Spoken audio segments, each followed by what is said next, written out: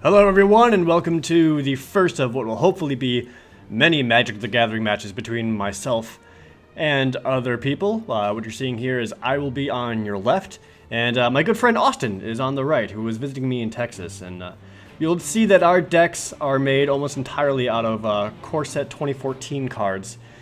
We hadn't really played Magic since the Invasion block. We played it a lot since then. I started off around Unlimited release, or 4th edition if you will, and I played until Invasion.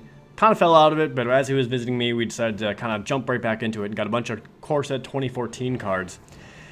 And we were able to make some pretty cool decks, and we want to record some of the matches because they were really cool. So I start off with this match.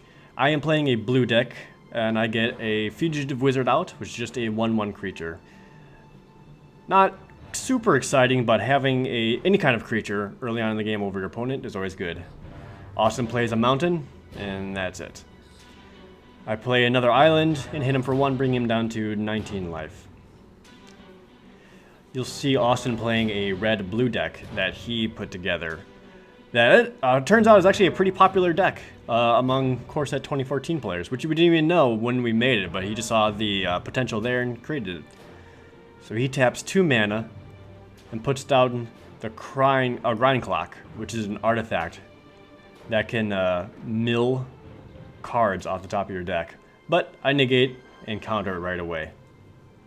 You'll be seeing a lot of artifacts coming out of his deck, and a lot of discard stuff too, and I know how painful that Grind Clock can be, so that's why I did not hesitate to get out that right away.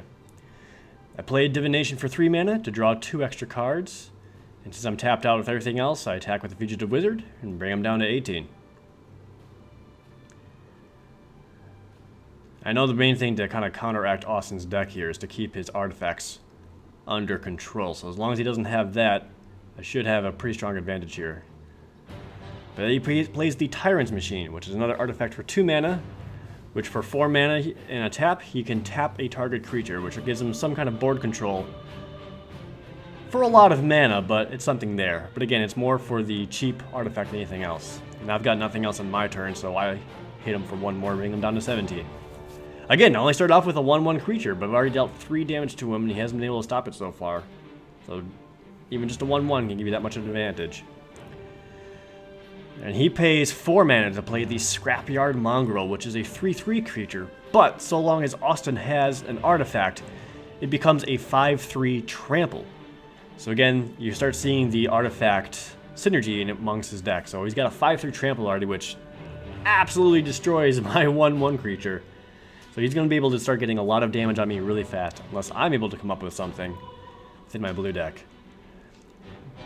And I think I got some kind of possibilities, because I'm taking a lot of time thinking about what to do here. Because with the 5/3, he can basically kill me in about 4 or 5 turns. So I tap 5 mana, and I play Jace's Ingenuity to draw 3 cards. But that also taps me out, which leaves me near defenseless to stop his Scrapyard Mongrel. So I pass the turn to Austin. He draws up.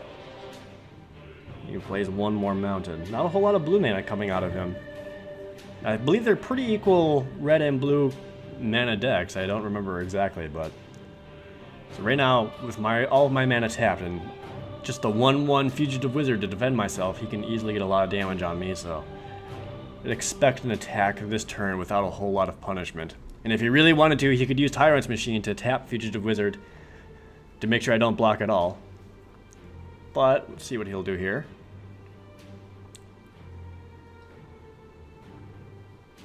Plays the Broodkeeper, which is an interesting creature.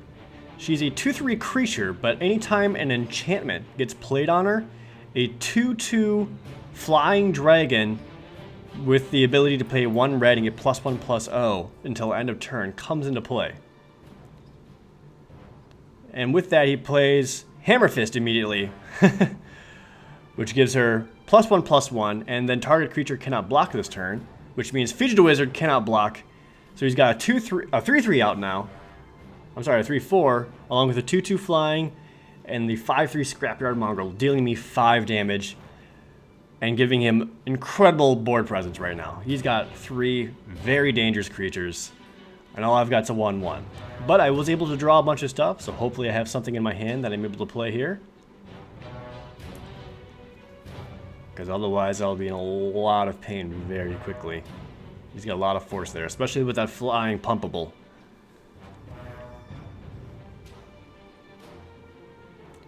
I'll play 1 mana. Oh, you could have attacked with their last turn since you also had haste from Hammerhead. But I played Void Snare to bring the Broodkeeper back into his hand, which also gets rid of the Hammerhead.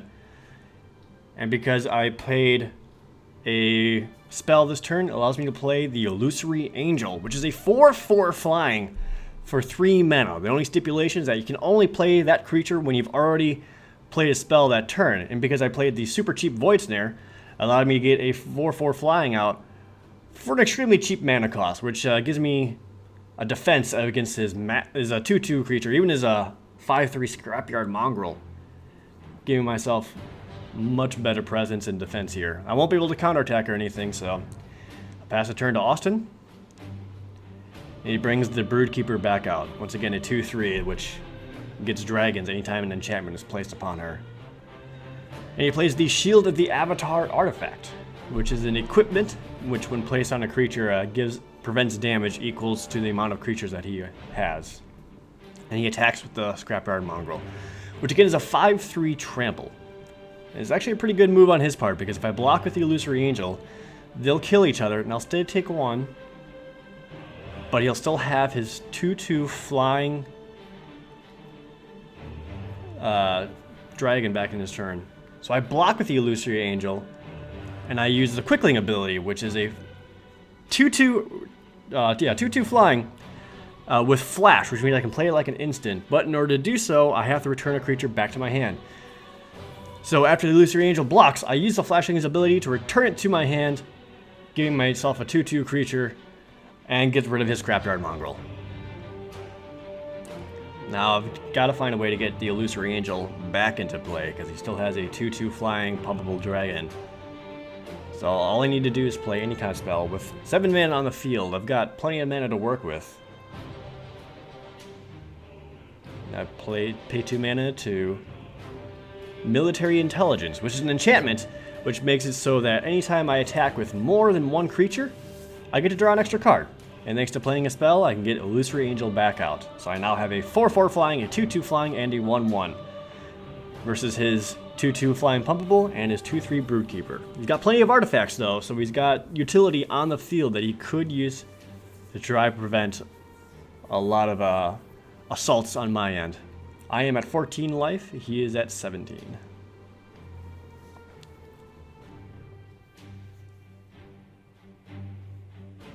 At this point, I think he's starting to realize the trouble that having a 4/4 flying can deal to him.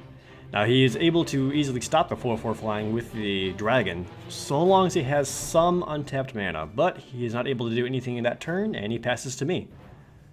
With my card draw, do I have anything fun I could play? Pay 5 mana to play Jace's Ingenuity, which draws me 3 more cards. Yep, and then Austin activates Tyrant's Machine, which forces my Illusory Angel to tap, so I cannot attack with her this turn. Which is actually pretty deadly, because that prevents any kind of counterattack I could do to him, or even taking out that dragon. I'll play another land, so I've got 3 untapped mana. Don't know if I'll be able to do anything else, though, with that much tapped mana, and just the Wizard and Quickling available. Let's see if I got any other tricks up my own sleeve, though. It's been a while since I've recorded these matches. It's been probably 3 weeks, so that's why I really don't remember a whole lot of what happens in this match. But I just played the Encrust card, which, when played on a permanent, makes it so that permanent can no longer untap. So I encrusted his Tyrant's Machine, so the Tyrant's Machine can no longer untap, and he cannot use that to control my creatures. Not the most ideal way to use an Encrust. I usually like playing that on large creatures, but if he's going to keep doing that against my Illusory Angel, my Flying Beast, I gotta take it out. And he plays the Coral Barrier, which is a 1/3 wall, but when it comes into play, he gets a free 1/1 Island Walking Squid. And that Island Walk can start doing damage against me. And then he plays a second Tyrant's Machine, so that Encrust I just played ended up meaning nothing. And with that 1/1 Island Walk, he'll be able to start getting free damage upon me, as Island Walk makes it so, because I have islands, he'll be able to attack with them, and I cannot block him in any capacity. I am up to 8 mana on the field. Austin's still sitting with 5, 2 island and 3 mountains, so I've got a pretty big mana advantage over him right now, but of course that doesn't matter if I don't have the cards to play with it. I do have quite a bit in my hand, so I pay 2 mana to play Invisibility, which makes it so that the enchanted creature can only be blocked by walls. So I attack with the Illusory Angel and deal Austin 4 damage, bringing him down to 13. It's 14 on me, 13 on Austin. Lots of creatures on his side, lots of artifacts on his side. Not a whole lot on mine, though. So he still has the board presence, but having the flying invisible creature will allow me to slowly take him down. Austin plays the Frenzied Goblin, which is a 1/1 for 1 mana with the special ability of whenever the Frenzied Goblin attacks, he can pay 1 mana to make target creature not be able to block, which gives him a little bit of options to try to attack and get rid of my larger blocking creatures. And he's going to equip the Shield of the Avatar onto his flying, maybe not his flying dragon? Yep, flying dragon. So now he's got plenty of creatures on his field, which means the flying dragon was able to block 5 damage to any source, making him nearly impossible to kill, really, unless a single source deals him 6 damage. Like, it's not going to matter. And knowing my deck or blue creatures in general, I really don't think that's going to happen. But I do have other kinds of board manipulation in my deck, or especially creature manipulation, so if I can get those, I can keep that in check. And he's going to attack with that dragon and his squid. Now, Squid's island walking, so I'm going to take at least 1 damage from that automatically. And then he's got his 2/2 dragon that I really can't do anything against. And he's going to pump it. And I'm down to 10 life. As if I blocked the Quickling there, the Quickling would have just died and he would have been fine. So I deemed it not worth the trade. But that gets rid of his flying creature, and I still have my invisible Illusory Angel to do more damage back to him. And I played Divination once again to draw 2 more cards. I think it's kind of a desperation at this point, because I don't think I have a whole lot to give myself an advantage in my hand, which is why I'm just drawing cards whenever I can. But with Austin not having any kind of flying defense, I can hit him with both the Illusory Angel and the Quickling. But then next turn, I am vulnerable to pretty much everything else that he has. So I attack with the Illusory Angel. But then he activates Peel from Reality, which gets rid of a creature I own and a creature he owns. And he bounces Illusory Angel back to my hand. And he brings the Coral Barrier back to his hand, which is a very, very smart move, because he'll be able to get that Coral Barrier back into play with another free squid. And that gets rid of my one big creature that I have, who is also invisible, so invisibility is no longer in play. And it doesn't look like I have anything else to get Illusory Angel back out, so my turn is over and I pass to Austin. He's got all kinds of advantage over me right now. Plenty of creatures, plenty of damage, and not a whole lot I can do to stop it. Lots of untapped mana though, so he has to keep that in mind before he attacks. But we'll see the Coral Barrier come back out for his 1/3 wall, plus his free 1/1 Island Walking Squid. Which again gives him another point of practically guaranteed damage every turn with that Island Walk. He's going to attack with his 2/2 Flying Dragon and his Frenzied Goblin. He activates the Frenzied Goblin's ability so that the Quickling cannot block, attacks with his squid, and attacks with the Broodkeeper. That's 4 creatures all attacking me. A 2/2 flying that he can pump with 3 mana right now, a 1/1 Island Walk, and a 2/3 Broodkeeper. You're going to see me pay 5 mana and I play Ether Spouts. Ether Spouts is a very strong instant, which makes it so that every single attacking creature must either go to the top of his deck or the bottom of his deck, his choice. And that alone just destroyed, or not destroyed, but just got rid of a whole lot of his board, giving myself a whole lot of defense that I desperately needed.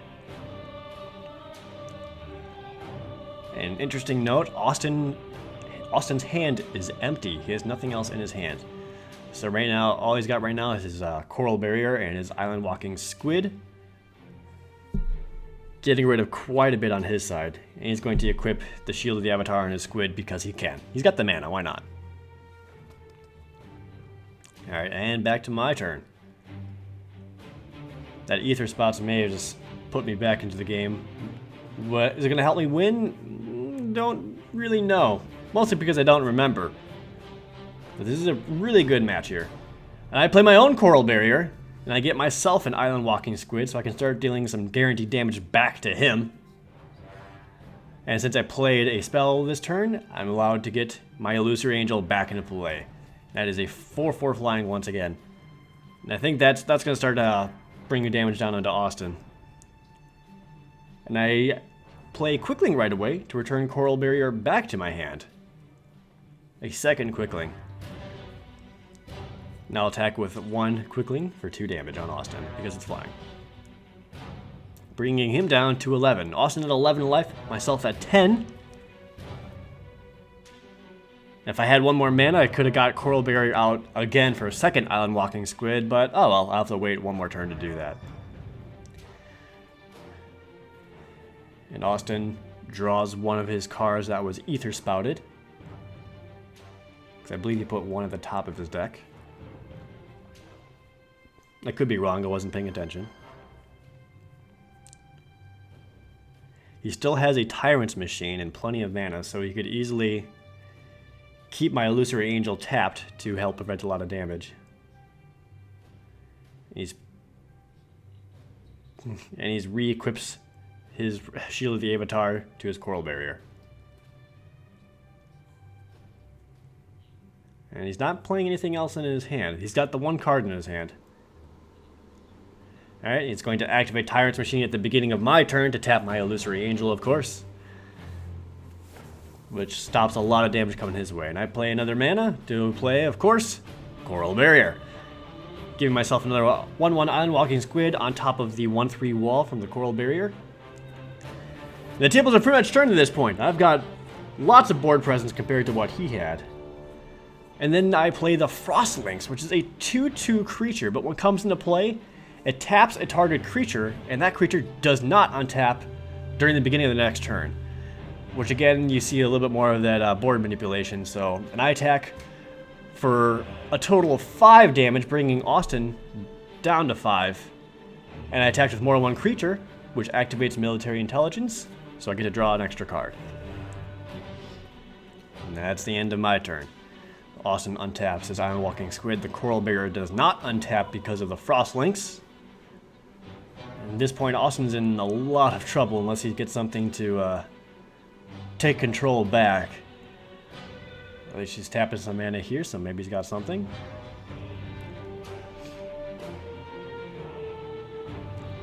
Between the flying creatures and his tapped wall, he's looking at taking at least 7, possibly 9 damage next turn, and he's at 5 right now. So I think it kind of comes down to, does he have anything in his hand right now to prevent that assault, get another creature into play, especially a flying creature, or whatever he can. And he's carefully weighing his options right now, clearly.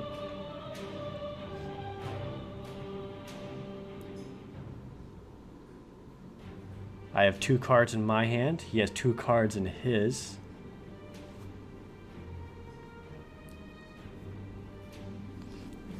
Austin contemplating quite a bit right now. So he must have something he can do. He's just trying to figure out the best way to utilize it. another tough aspect that he's got right now is that anything with his anything he has in his hand that he could possibly play, he also needs at least 4 mana to activate his Tyrant's Machine to keep my Illusory Angel tapped and prevent that 4 damage. Which is pretty integral right now since he's at such a low life and he has got no other way of blocking it. So really, all he has right now is 3 mana to work with 2 cards in his hand.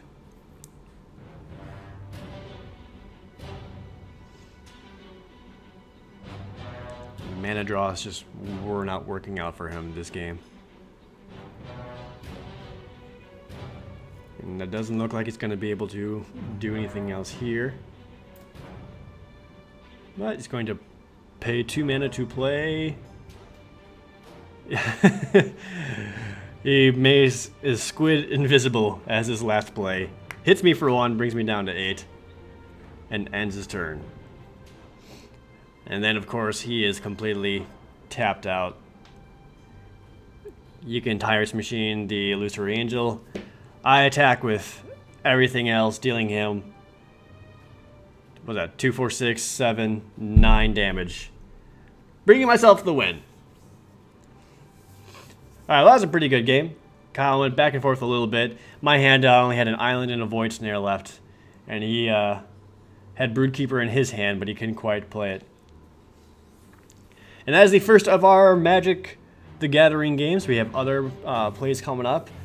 Same decks, different decks, and all kinds of mixtures. Look forward to that, and thank you guys for watching.